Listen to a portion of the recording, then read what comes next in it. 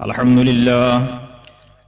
لله الذي بدا خلق الإنسان وجعل نسله باقيا إلى يوم القيامة، والصلاة والسلام على من بعث بحسن الثقافة والمعالم، والتحيات الفاضلات على من جاء بالهدى والمكارم، وعلى آله وأصحابه الذين فازوا بالدرجات المعالي.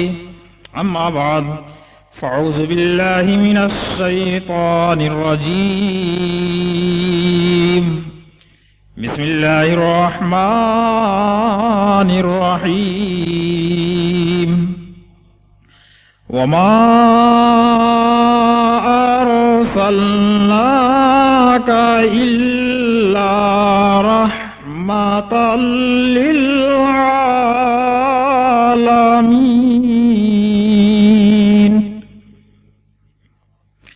صدق اللہ العظیم.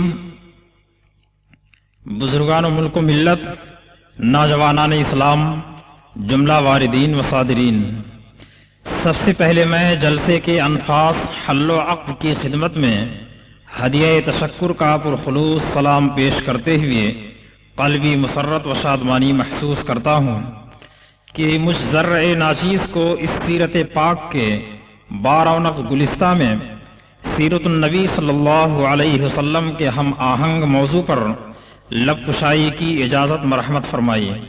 حضرات گرامی، حضور پر نور صلی اللہ علیہ وسلم اس عالمی کائنات کے وہ جلیل القدر انسان تھے کہ آپ کی حیات طیبہ کا ایک ایک لمحہ دنیا انسانیت کے لیے عمدہ نمونہ تھا.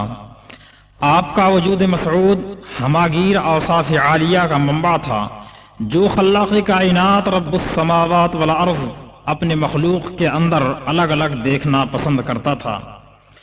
وجہ ظاہر ہے محمد الرسول اللہ صلی اللہ علیہ وسلم خاتم الانبیاء والمرسلین ہیں. تمام قسم کی تعلیمات، ہر طرح کی وحی کا خاتمہ آپ پر ہوا. اب تا قیامت آپ کا اخلاق و کردار عالم انسانیت کی ہدایت کرے گا. اب عالم کائنات کے گھٹا ٹوپ جہالت و تاریکی میں فقط آپ کے اقوال و اعمال کا نور ہے جو قیام دنیا تک ہر حق کے طالب علم کے لیے ہدایت و سعادت کے انوارات جلوہ گر کرے گا. اسی لیے آپ کو تمام صفات عالیہ کا مظہر اکمل و مصدر اتم بنایا گیا جو فخر انسانیت کے سعادت و شرافت کے لیے لازم تھیں. اس تقریر میں رسول اللہ صلی اللہ علیہ وسلم کی سیرت پاک پر بقدر استطاعت کچھ روشنی ڈالی جائے گی کہ ضروریات زندگی کا کوئی پہلو، انسانی زندگی کا کوئی گوشہ نہیں جس میں ہمارے ہادی اعظم صلی اللہ علیہ وسلم رہبری فرماتے ہوئے نظر نہ آتے ہوں. وما ارسلناک الا کافۃ للناس بشیرا ونذیرا. ہم نے آپ کو تمام کائنات کے لیے خوشخبری دینے والا اور ڈر سنانے والا بنا کر کے بھیجا. اب قیامت کے قائم ہونے تک نسل انسانیت کی تمام تر ضروریات زیست و حیات کی تمام حالتوں میں حضور اقدس صلی اللہ علیہ وسلم ہمارے ہادی اور مہدی ہیں. ہر صورت اور ہر حالت میں مبشر و نذیر ہیں. پیدائش سے لے کر موت تک مسرت و شادمانی میں، خوشی اور غمی میں، وسعت اور فراخی میں، ضیق اور تنگی میں، رزم و بزم میں، حکومت و سلطنت میں، غلامی اور آزادی میں، امامت و سیادت میں، غرضے کی تمام احوال میں رسول اللہ صلی اللہ علیہ وسلم کی رہبری کافی و شافی ہے. رسول اکرم صلی اللہ علیہ وسلم کی سوا کسی نبی و رسول کا اسوہ محفوظ نہیں، چند خاص واقعات کے علاوہ. اسی وجہ سے ان کی حیات کو ایک کامل و مکمل عملی نمونے کی حیثیت سے پیش نہیں کیا جا سکتا. اس کے بالمقابل رسول اکرم صلی اللہ علیہ وسلم کی حیات مقدسہ کا جامعیت کا ہر ایک پہلو محفوظ ہے. آپ نے دنیا کو جن اعلیٰ اخلاق کی تعلیم دی پہلے خود کر کے اس کو دکھلایا. قرآن پاک آپ کے اخلاق کی بابت شہادت دیتا ہے. إنك لعلى خلق عظيم.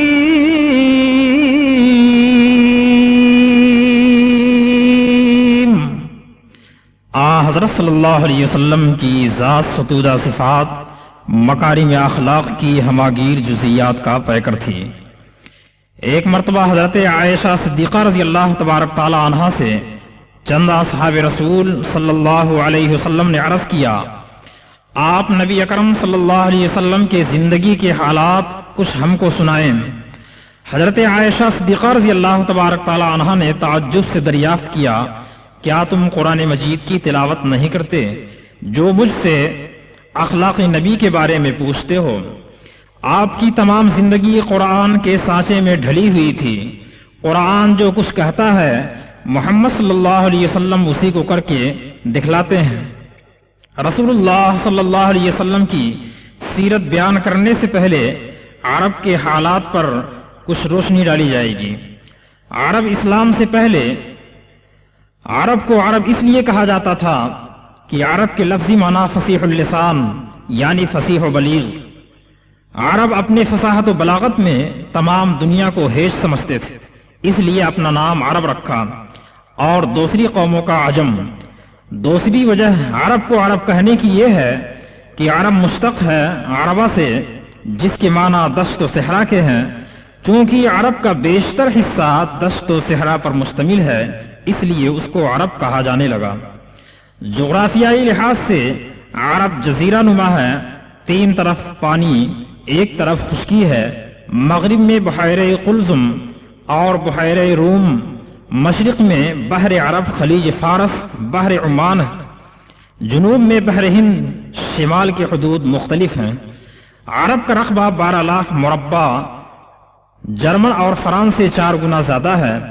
آبادی لگ بھگ 1 کروڑ ہے، اکثر و بیشتر حصہ ریگستانی اور صحرا ہے۔ ملک میں کوہستانی سلسلہ پھیلا ہوا ہے، عراق و یمن، شام کے علاقے زرخیز ہیں۔ ہر مقام کی آب و ہوا مختلف ہے، البتہ خشک اور گرم ہے۔ مورخین نے اہل عرب کو 3 طبقوں میں تقسیم کیا ہے: بائدہ عرب، عاربہ عرب، مستعربہ عرب۔ عرب بائدہ وہ ہے جو تاریخی ادوار سے ہزاروں سال قبل مٹ چکا تھا۔ عرب عاربہ جو قحطانی کہلاتے ہیں، یمن کے قرب و جوار کے باشندے تھے، یہی لوگ اصلی عربی ہیں۔ عرب کی قدیم تاریخ انہی سے وابستہ ہے۔ عرب میں ان کی بڑی بڑی زبردست حکومتیں قائم تھیں۔ ان کے بلند و بالا محلوں کے کھنڈرات اب بھی عرب میں پائے جاتے ہیں۔ تیسرا عرب مستعربہ کا طبقہ ہے، جو بنو اسماعیل سے ظہور پذیر ہوا۔ طلوع اسلام کے وقت دونوں ہی طبقے عرب میں موجود تھے۔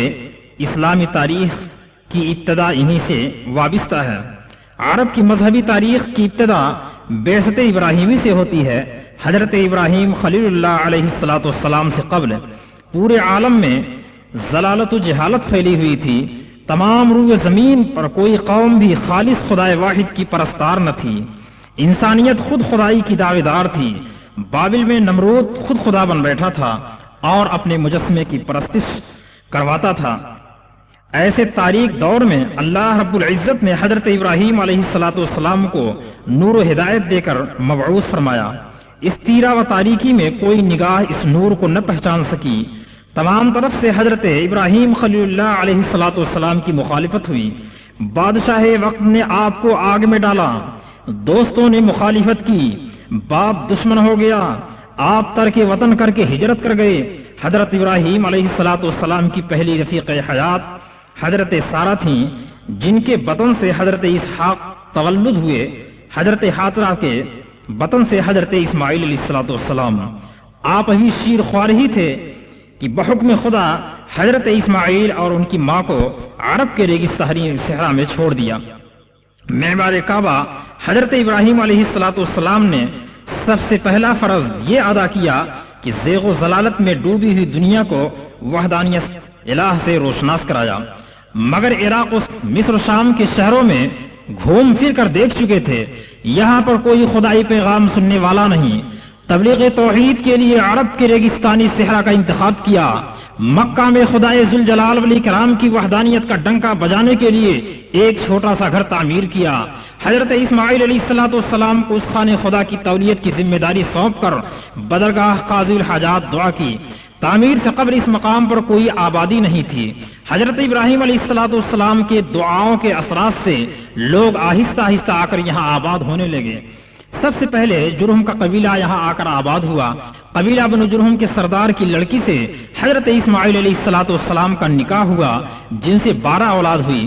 حضرت اسماعیل علیہ السلام کی زندگی ہی میں خانہ کعبہ کو عرب ملکوں کے اندر مرکزی حیثیت حاصل ہو چکی تھی۔ خانہ کعبہ کی تولیت حضرت اسماعیل علیہ السلام کے خاندان ہی میں رہی، لیکن آل اسماعیل کو ذریعہ معاش کے لیے مکہ کو خیر آباد کہنا پڑا، اور آل اسماعیل کے منتقلی کے بعد خانہ کعبہ کی تولیت پر جرہم کے لوگوں نے قبضہ جما لیا۔ آل اسماعیل نے نانہالی قرابت کی وجہ سے مزاحمت سے گریز کیا۔ خانہ کعبہ کی تولیت چونکہ پورے عرب میں بادشاہی کے مترادف تھی، بنو جرہم اس ذمہ داری کو نبھا نہ سکے۔ انہوں نے تولیت کے غرور میں بڑی بدعنوانیاں کی۔ جب ان کی بدعنوانیاں حد سے سوا ہو گئیں تو آل اسماعیل نے مزاحمت کر کے ان کو وہاں سے نکال کر باہر کیا اور خانہ کعبہ کی تولیت پر دوبارہ قبضہ کر لیا۔ یہ وحدہ نسل بعد نسل منتقل ہوتا ہوا عدنان تک پہنچا۔ حضور اقدس صلی اللہ علیہ وسلم اور زیادہ تر اصحاب رسول صلی اللہ علیہ وسلم کا سلسلہ نسب انہی پر پہنچ کر ختم ہوتا ہے۔ نسل عدنان خاندان قریش کے مورث اعلیٰ فہر، انہی سے اس خاندان کی بنیاد پڑی جن کا لقب قریش تھا، اس لیے ان کی نسل کو قریشی کہا جاتا ہے۔ ان کی 5ویں پشت میں قصی ایک تاریخی آدمی پیدا ہوا جس سے قریش کی اجتماعی اور سیاسی دور کی ابتدا ہوتی ہے۔ بچپنے ہی میں قصی کا باپ فوت ہو چکا تھا، ماں نے غیر قبیلے میں نکاح کر لیا۔ جب قصی دور طفولیت سے گزر کر عنفوان شباب کو پہنچا، حوصلہ مند اور غیور طبیعت نے غیروں میں رہنا گوارا نہ کیا۔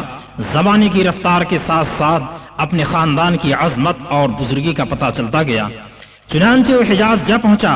اس وقت اہل قریش کی حالت بہت ہی زیادہ نازک تھی۔ ان کا نظام درہم برہم ہو چکا تھا، حجاز کے مختلف حصوں میں بکھرے ہوئے تھے۔ خانہ کعبہ کی تولیت پر قبیلہ بنو خزاعہ قابض تھے۔ قصی بچپن ہی سے بلند، حوصلہ مند، عقل و دانش مندی، تدبر اور حکمت عملی، دانائے روزگار، عمارت پسند، اسے منصب عظیم غیروں کے ہاتھوں میں دیکھا نہ گیا۔ چنانچہ اس نے کنانہ کی امداد سے بنو خزاعہ کو حرم سے نکالا، منتشر قریش کو یکجا کیا اور ان کو منظم کر کے ایک چھوٹی سی ریاست قائم کی۔ اسی دن سے قریش کو حجاز میں سیاسی قوت حاصل ہوئی اور تاریخی دور شروع ہوا۔ قصی نے یہ چھوٹی سی ریاست سیکولر نظام پر قائم کی، جس کے مختلف شعبے مختلف قبائل میں منقسم تھے۔ 3 بڑے شعبے تھے: فوجی، عدالتی، مذہبی۔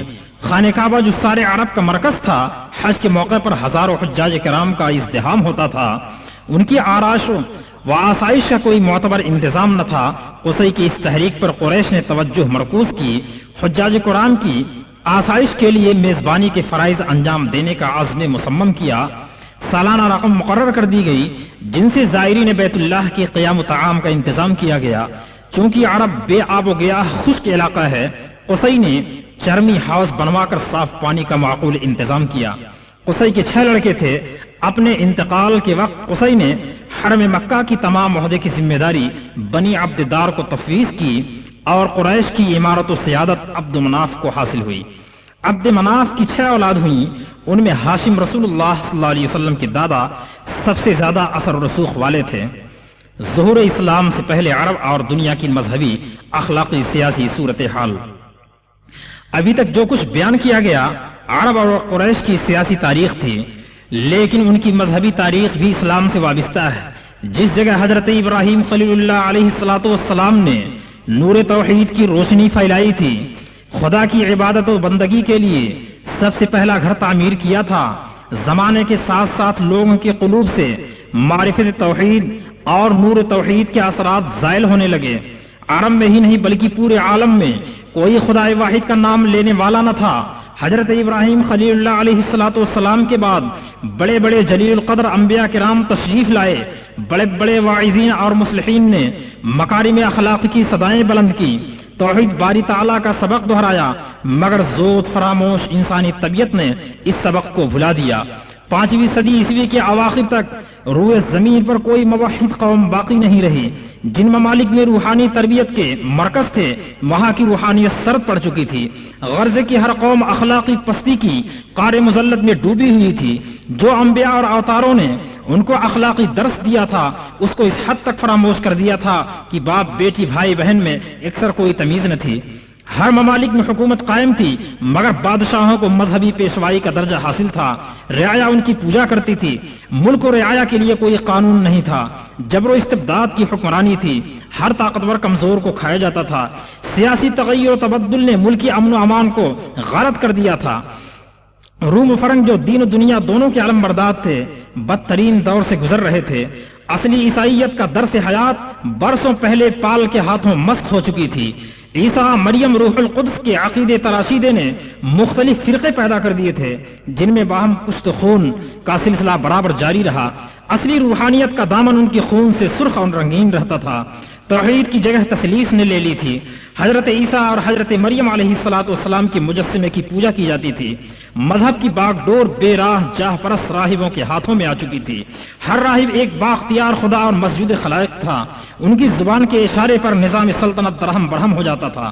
سلطنت اور کلیسا کی کشمکش عالم عیسائیت کی بڑی المناک سیاہ تاریخ ہے۔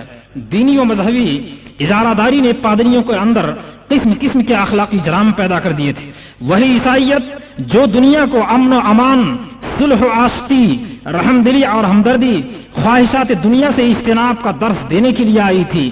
قتل و قتال، جنگ و جدال، سفاکی اور خونریزی، ہوا و حویث نفس پرستی کی آماج گاہ بن گئی تھی۔ دینی اور مذہبی رہنماؤں کے روحانی مراکز عیش و عشرت کے اڈے بن گئے تھے۔ مذہب کی شکل انتہائی کریہ صورت اختیار کر گئی تھی۔ سیاسی حالت بدتر سے بدتر تھی۔ غرض کی ہر چہار جانب ظلم و بربریت، ناانصافی و بداخلاقی، جبر و استبداد کا دورہ تھا۔ روئے زمین کا کوئی خطہ اس لعنت سے محفوظ نہ تھا۔ بدخلقی، شراب نوشی، بدچلنی، بدامنی ہر طرف پھیلی ہوئی تھی۔ گویا کی تمام برائیوں کی اندھیری چادر تھی جو تمام فضائے عالم پر پھیلی ہوئی تھی۔ انسانیت اس سیاہ چادر کے نیچے پڑی دم توڑ رہی تھی۔ اوہام پرستی کی لعنتوں نے مذاہب کا بیڑا غرق کر رکھا تھا۔ اخلاقی اور دینی تعلیم نے فضیلت انسانی کا چہرہ مسخ کر دیا تھا۔ بہت سے علاقوں میں اولادوں کو قتل کر دیا جاتا تھا۔ عفت و عصمت کی کوئی قیمت نہ تھی۔ ایسے بھیانک اور تاریک دور میں اگر کسی کے اندر جذبہ حق کی تلاش کی جستجو ہوتی تھی تو پہاڑوں کی گھاٹیوں اور جنگلوں میں خدا کو تلاش کرتا پھرتا تھا۔ تزکیہ نفس کے لیے بدن کو کرب انگیز سزائیں دیتے تھے جو انسانی طاقت سے باہر تھیں۔ خود عرب کی یہ حالت تھی کہ جہاں پر ابراہیم خلیل اللہ علیہ السلام نے وحدانیت الہی کا بگل بجایا تھا، خدا کی عبادت کے لیے پہلا گھر تعمیر کیا تھا، دیگر قوموں سے کچھ اچھی نہ تھی۔ اگرچہ وہ ملت ابراہیمی کے پیروکار تھے مگر اس کی شکل بالکل مٹ چکی تھی۔ تصور توحید اوہام بت پرستی میں دب کر رہ گیا تھا۔ خدا وحدہ لا شریک کے ساتھ بہت سارے فرضی خدا شامل ہو گئے تھے۔ فرشتوں کو خدا کی بیٹیاں گردانتے تھے، بتوں کو خدا کا مظہر کہتے تھے، بے شمار بتوں کی پوجا کرتے تھے۔ لات و منات، حبل و عزا زیادہ عظمت کے حامل تھے۔ ہر قبیلے کے بت سجداگانہ تھے۔ بت پرستی کے علاوہ ہر قبیلے میں مختلف مذاہب رائج تھے۔ کچھ خدا کے منکر تھے، کچھ حشر و نشر کے، کچھ انبیاء کے۔ غرض کی کوئی عقیدہ و خیال نہ تھا جو عربوں کے اندر رائج نہ تھا۔ عقائد کی کمزوری نے بے شمار قسم کے اوہام و خرافات پھیلا دیے تھے۔ اخلاق مذہب سے زیادہ بدتر تھا۔ جنگ و جدال اور سفاکی ان کی گھٹی میں داخل تھی۔ ذرا سی بات پر جنگ چھڑ جاتی تھی، نسل در نسل اس کا سلسلہ چلتا رہتا تھا۔ اہل عرب کی خانہ جنگیاں ایام عرب کے موضوع سے تاریخ کا ایک باب ہے۔ شراب نوشی ان کی فطرت میں داخل تھی، رشوت ستانی ان میں موجود تھی، جوئے بازی فخر کی چیز تھی، چوری ڈاکہ زنی بعض قبیلوں کا پیشہ تھا، فسق و فجور، بے حیائی، بے شرمی ہنر بن گئی تھی، عورتوں کی کوئی قدر و قیمت نہ تھی، لڑکیوں کو زندہ دفن کر دیا جاتا تھا، تعداد نکاح کی کوئی تعین نہ تھی۔ اس سیاہ ظلمت میں جبکہ ہر طرف اندھیری پھیلی ہوئی تھی، کہیں نور ہدایت کی کوئی کرن دکھائی نہیں دے رہی تھی۔ خلق خدا تعلیمات الہی کے ساتھ فضیلت انسانی کو بھول چکی تھی۔ انسانیت کے خود غرضی سے نظام دنیا تباہ و برباد ہو رہا تھا۔ ایسے وقت میں ایک ایسے ہادی اعظم کی ضرورت تھی جو برگشتہ راہ انسانوں کو سیدھے راستے کی اصلاح کے لیے پر لگائے ایک جماعت کو عملی نمونہ بنا کر دنیا کے سامنے پیش کرے۔ دنیا میں جب بھی کوئی صدائے برحق بلند ہوئی اور انسانیت کی اصلاح کے لیے کوئی مفید تحریک شروع ہوئی تو سب سے پہلے اعلیٰ طبقہ کے لوگوں نے اس کی مخالفت کی، اور ایسے لوگوں نے اسے قبول کیا جن کو غریب غیر متمدن کہا جاتا تھا، اور اس کو پھیلانے والے بھی یہی لوگ رہے۔ یہی صورت اسلام کے ساتھ بھی پیش آئی۔ ظہور اسلام کے وقت روم و ایران اور فرنگ کی اندر قبول حق کی صلاحیت دیگر تمدنی اثرات سے مٹ چکی تھی۔ ان میں آواز برحق کو سننے اور قبول کرنے کی استعداد باقی نہ تھی۔ خطۂ عرب ابھی تک متمدن اثرات سے سالم اور محفوظ تھا، باوجود کی تمام قسم کی برائیاں ان میں حریت پسندی، حق گوئی، جرأت و بے باکی، شجاعت اور بہادری کے بدگمانہ اخلاق موجود تھے۔ متمدن قوموں کے مقابلے میں حق کے قبول کرنے کی استعداد ان میں سب سے زیادہ موجود تھی۔ اس لیے انسانیت کی رہنمائی کے لیے اسی قوم کو منتخب کیا گیا۔ حضرت ابراہیم خلیل اللہ علیہ السلام کی نسل میں محمد ابن عبداللہ صلی اللہ علیہ وسلم کو یہ منصب جلیل عطا ہوا۔ حضور اقدس صلی اللہ علیہ وسلم کی پردادا عرب کے بہترین خاندان قریش کے چشم و چراغ تھے۔ فہم و فراست، دانش مندی و نکتہ سنجی سے لبریز، خانہ خدا کے متولی، تمام عرب میں تقدس و تطہر کا چرچا، حج کعبہ کے موقع پر عرب حضرت ہاشم کی یکساں طور پر قدر کرتا تھا۔ ان کے دلوں میں عقیدت و محبت کے گہرے نقوش کندہ تھے۔ ہاشم کا پیشہ تجارت تھا۔ ابتدائی مضافات مکہ تک ان کی تجارت محدود تھی، لیکن آپ کی خط و کتابت سے بادشاہوں نے آپ کی عظمت و تقدس کے سبب سے فیصلہ نافذ کر دیا، عرب کی تجارت پر کوئی محصول نہ لیا جائے۔ ظاہر ہے کہ اس صورت میں، اس حالت میں ملک کس قدر ترقی کرے گا، غرض ہے کہ عرب کی تجارت کا نقشہ ہی بدل گیا۔ اس سے صرف مکہ کے لوگوں کو ہی نہیں بلکہ سارے عرب کی گردنیں اس احسان و تشکر سے جھک گئیں۔ تجارت کی یہ راہ ہموار کرنے کے بعد دوسری رکاوٹ کو ختم کرنے کے لیے متوجہ ہوئے۔ عرب جہالت کا مخزن تھا، آبادیوں میں امن و سلامتی نہ تھی، صحراؤں میں قافلوں کی جان و مال محفوظ نہ تھی۔ حضرت ہاشم اس خطروں کو دور کرنے کے لیے عرب کا دورہ کر کے عرب کے سرداروں سے مل کر اس موضوع پر کلام کر کے لوگوں کو ہر خطرے سے آگاہ کیا، جس کا اثر یہ ہوا کہ خونخوار لوگوں نے عہد و پیمان کیا، سارے قبیلوں نے صلح اور رواداری کے معاہدے کیے۔ اس کے بعد وہ ریگستانی راستے جو نہایت ہی وحشتناک تھے امن و امان کے گہوارے بن گئے، اور تجارت انتہائی عروج پر پہنچ گئی۔ ہر طرف تجارتی کارواں رواں دواں ہو گیا۔ خاندان قریش کی قسمت کا ستارہ عروج پر تھا۔ ہاشم کی عظمت و عزت کا آفتاب بھی تابا تھا۔ اپنی قوم کی نگاہوں میں نہایت ہی موقر و محترم تو تھے ہی، شاہان روم و حبشہ کے درباروں میں بھی بے انتہا اعزاز و اکرام و اثر و رسوخ حاصل ہوا۔ عرب میں اس سے پہلے ایسے بزرگ، مدبر، حوصلہ مند انسان پیدا نہیں ہوا۔ دولت و ثروت کی وسعت تھی۔ ان کی شادی مدینہ کے بنی نجار خاندان میں ہوئی، مگر شادی کے بعد ہی شام جاتے ہوئے رحلت فرما گئے۔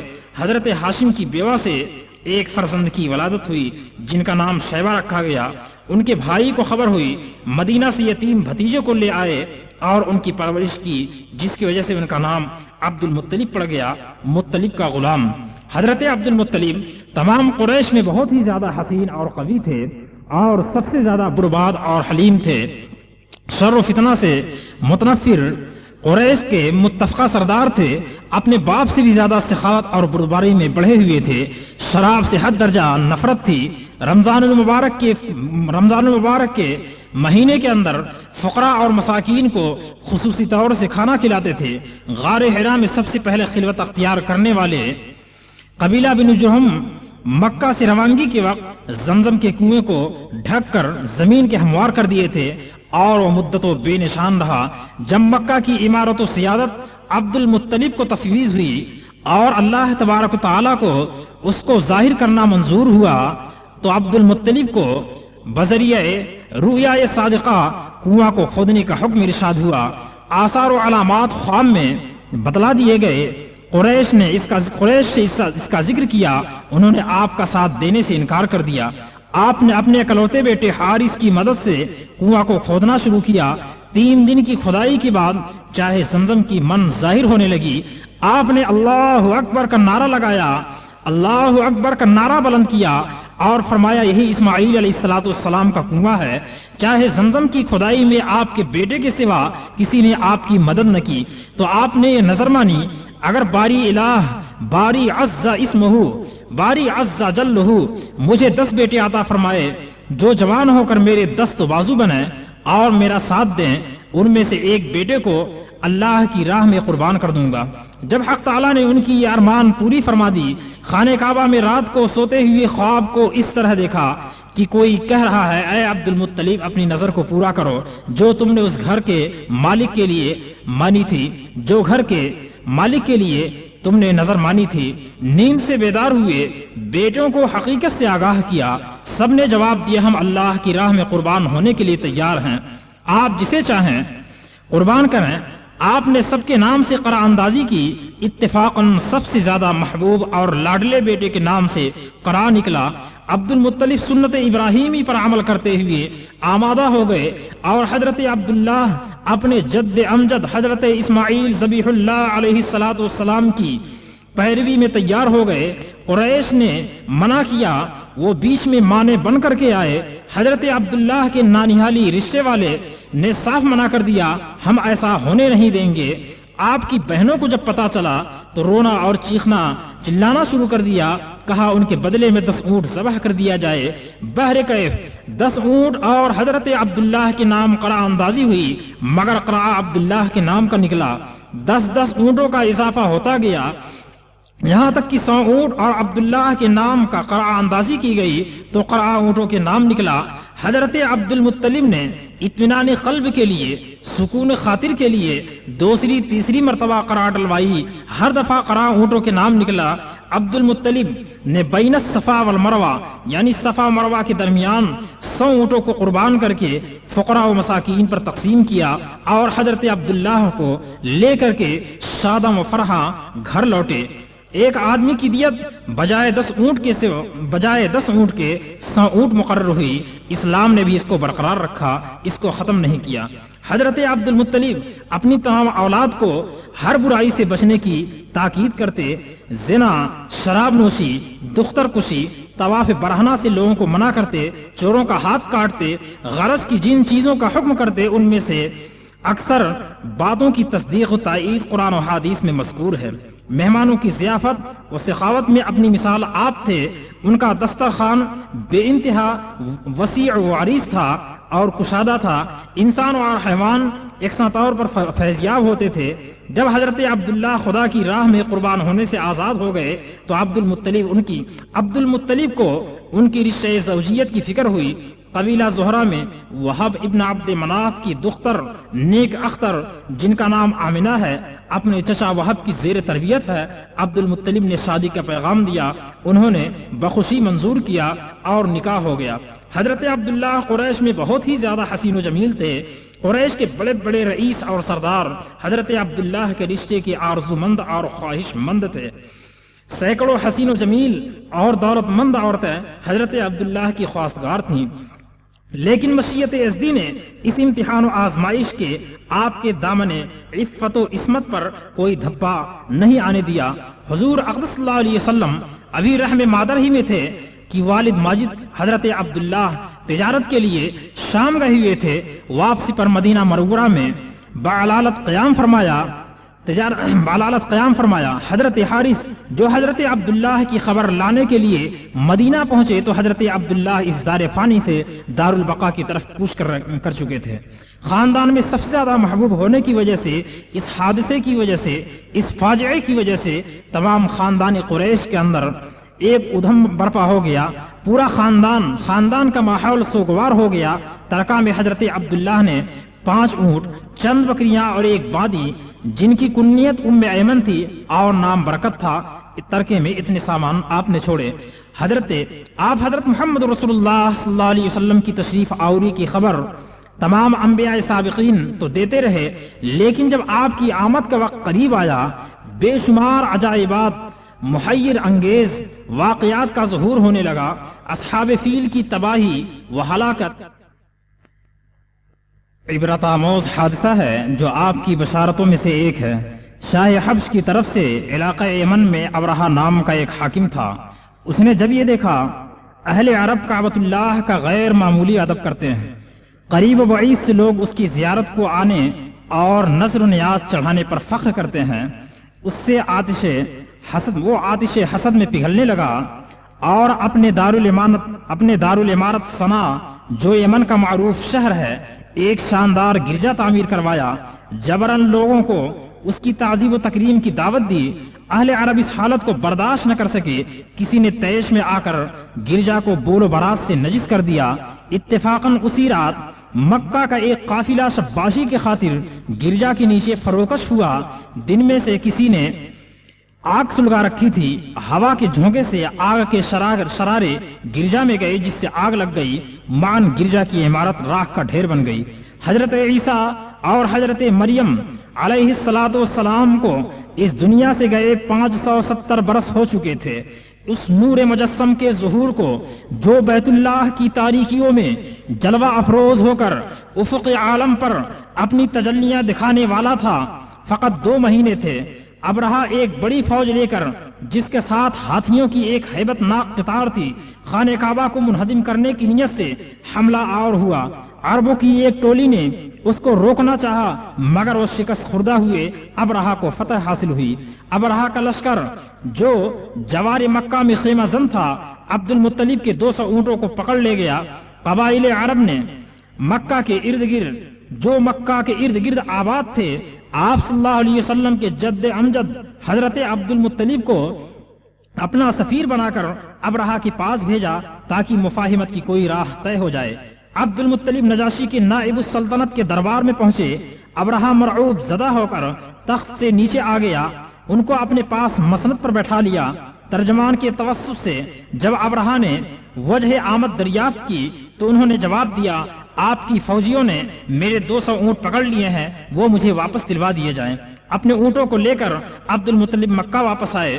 مکہ والوں نے شہر خالی کر دیا۔ روانہ ہونے سے پہلے عبد المطلب اپنے چند ساتھیوں کے ساتھ بیت اللہ کے دروازے پر پہنچے اور دروازہ پکڑ کر رقت انگیز لہجے میں رب کعبہ کو پکارا، الہی اپنے قرب و جوار میں بسنے والوں کی حمایت کر، ان کی اسی طرح حفاظت کر جس طرح کوئی اپنے مال و اسباب کی حفاظت کرتا ہے۔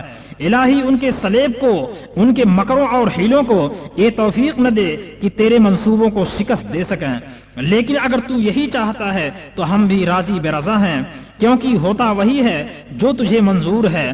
اس دعا کے استقبال کے لیے اجابت درگاہ ذوالجلال ازل سے کھڑی تھی۔ آسمانی سپاہیوں کو کعبہ کی پاسبانی کا حکم دے دیا گیا۔ ایک مغرور اور جابر انسان نے طاقت والوں کی ظالمانہ چیرہ دستی کے طلسم کو خالق کائنات رب السماوات والارض کی ناتواں نوازی کس طرح توڑا کرتی ہے۔ اگلے دن علی الصباح ابرہہ نے فوج کو کوچ کا حکم دے دیا۔ مکہ میں گھس کر بیت اللہ کو گرا کر زمین کے ہموار اور برابر کر دیا جائے۔ اس کے حکم کی نافرمانی کرنے والا سب سے پہلا شخص اس کا ہاتھی محمود تھا، جو گھٹنے کے بل رکھ کر زمین پر بیٹھ گیا۔ فیلوان نے اس کو اٹھانا چاہا، بہت اٹھانے کے جتن کیے مگر وہ اپنی جگہ سے ہلا بھی نہیں۔ لیکن جب اس کو دوسرے رخ کی طرف چلایا گیا تو بھاگنے لگا۔ اس کا بھاگنا تھا کہ اس کے پیچھے فوج کے دوسرے ہاتھی بھاگنے لگے۔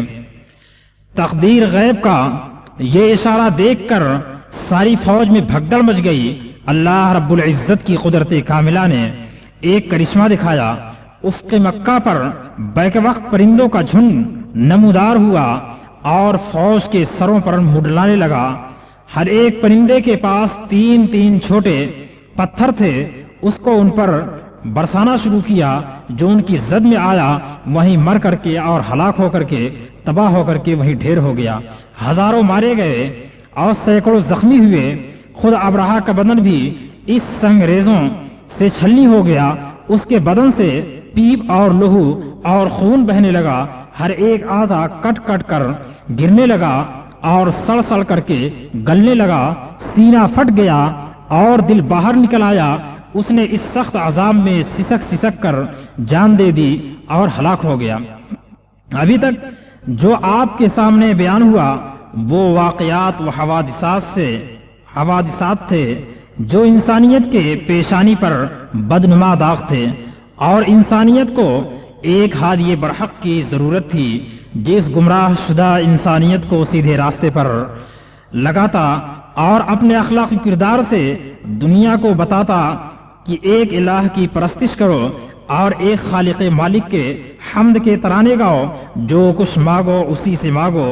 بہر کیف اللہ رب العزت نے تمام انسانیت کی چیخ و پکار کو اور تمام انسانیت کی فریاد کو اور ہادی برحق کو فریاد کو سن لیا اور ہادی برحق کو بھیجنے کا اعلان مشہور کیا کہ مکہ کی وادیوں میں، عرب کے ریگستانی صحراؤں میں ایک نبی پیدا ہونے والا ہے جو تمام نسل انسانیت کو ظلم و تاریکی سے نکال کر روشنی کی طرف لائے گا۔ اذ کنتم علی شفا حفرۃ من النار فانقذکم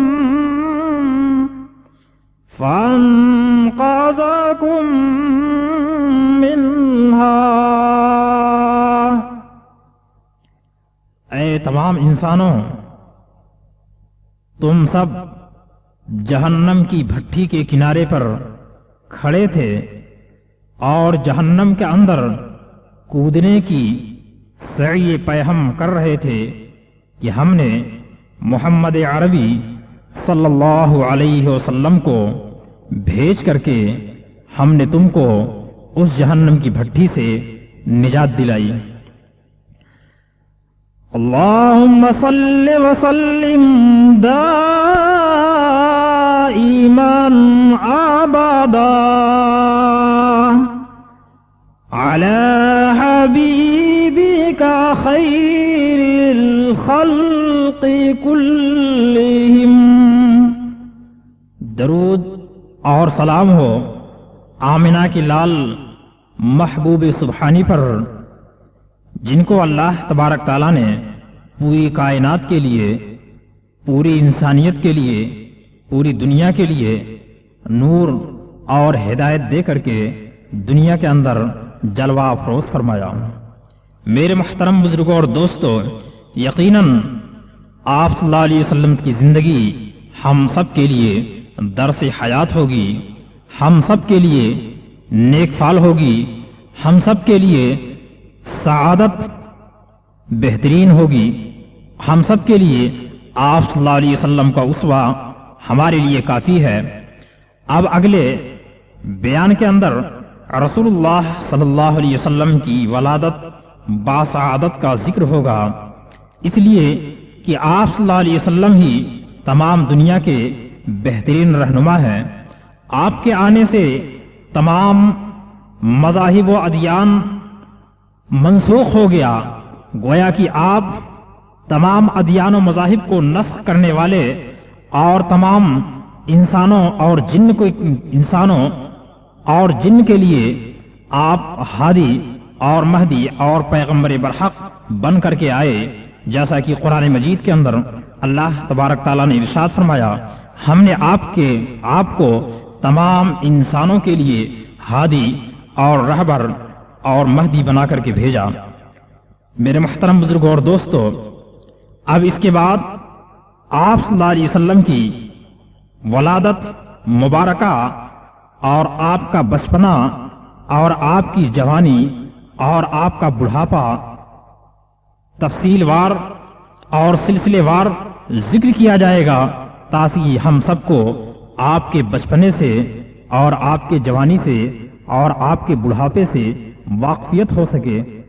بچپنے کو بچے سن کر کے اور پڑھ کر کے وہ بچپنا لائیں جو رسول اللہ صلی اللہ علیہ وسلم کے اندر موجود تھی، اور جوان پڑھ کر کے رسول اللہ صلی اللہ علیہ وسلم کی پاک اور سچی دیانتدار جوانی دیکھ کر کے نوجوان طبقہ محمد رسول اللہ صلی اللہ علیہ وسلم کی سیرت اور آپ کی حیات طیبہ کو اپنائیں، اور بڑھاپے کے واقعات اور آپ کا حوصلہ آپ کی اولو العزمی اور آپ کا کردار، آپ کا کیریکٹر، آپ کا اخلاق پڑھ کر کے وہ لوگ جو بڑھاپے کی منزل پہ قدم رکھ رہے ہیں وہ محمد رسول اللہ صلی اللہ علیہ وسلم کے اس واقعات سے اور اس حالات سے سبق حاصل کریں، عبرت حاصل کریں اور نصیحت حاصل کریں۔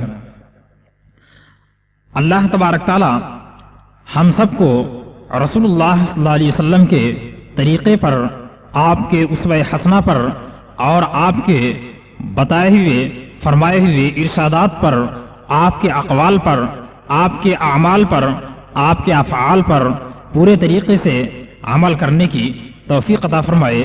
اب آخر میں دعا کرتے ہیں کہ الہ العالمین ہم سب کو دین کے سیدھے راستے پر اور صراط مستقیم پر چلنے کی توفیق عطا فرمائے۔ وآخر دعوانا ان الحمد للہ رب العالمین۔